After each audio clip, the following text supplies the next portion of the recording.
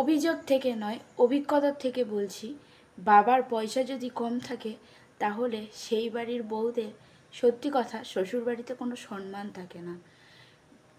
কিছু কিছু বাড়িতে আছে তাদের দুটো ছেলে যদি হয়, কোনো এক ছেলের যদি মানে বড় বউয়ের যদি বাপের বাড়ি বড়লোক থাকে কিংবা ছোট বউয়ের যদি বাপের বাড়ি বড়লোক থাকে, তাহলে যে বউয়ের বাপের বাড়ির বাবার পয়সা কম থাকে তার সামনে সবসময় এটা তুলে ধরা হয় যে অমুকের বাবা এটা দিয়েছে, তমুকের বাবা সেটা দিয়েছে।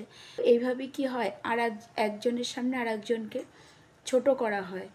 তো সেই অভিজ্ঞতার থেকেই আমি বলছি যে বাবার যদি পয়সা কম থাকে তাহলে সেই শ্বশুরবাড়িতে সত্যি কথা যতই তুমি মন প্রাণ দিয়ে কাজ করো না কেন, সেই শ্বশুরবাড়িতে কোনো দিন তুমি সম্মান পাবে না।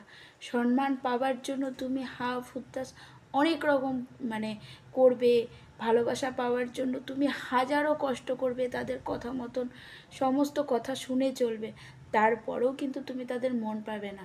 দিন শেষে তোমাকে বদনাম দেওয়া হবে যে কী চাও না, তুমি কিছুই করনি, তোমার কি যোগ্যতা আছে, তোমার কোনো যোগ্যতাই নেই, তুমি কিছুই করনি।